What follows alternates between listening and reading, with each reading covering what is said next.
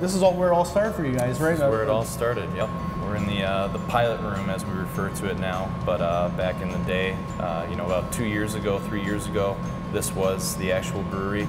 We were running at one time 15 one-barrel fermenters, like the one we have here. This is 1 barrel, 31 gallons, and it was quite the operation, you know, keeping everything moving and knowing what batch was where in the process. And we're very fortunate to be where we are now, and it really has changed quickly. But it's always kind of cool to be able to come back in here. We still use the room to develop new pilot batches, our pilot series, as we call it.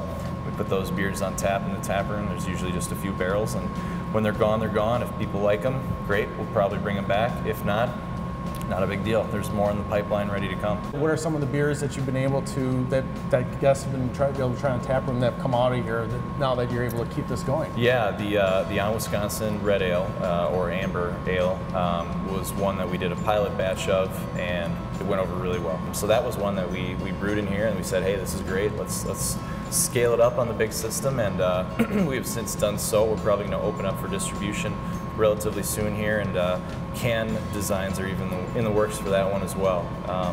You know, in addition to that, the Mean Green New Zealand hopped IPA with tangerine peel, that was one that we kind of had brewed right at the end of this space being the full-time production brewery before we moved into the new brew house.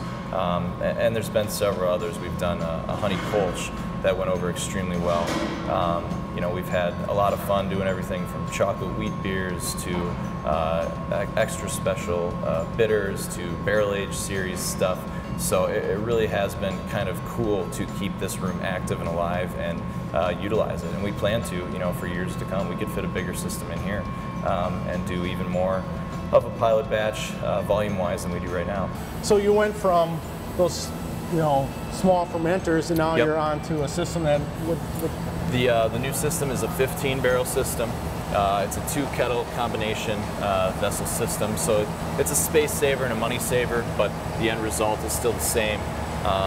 We get closer to 20 barrels with the actual size of the tanks with the head space, so from 31 gallons, you know, we're upwards of 500 gallons per batch, but the timing from the start of a brew day to the end of a brew day is about the same.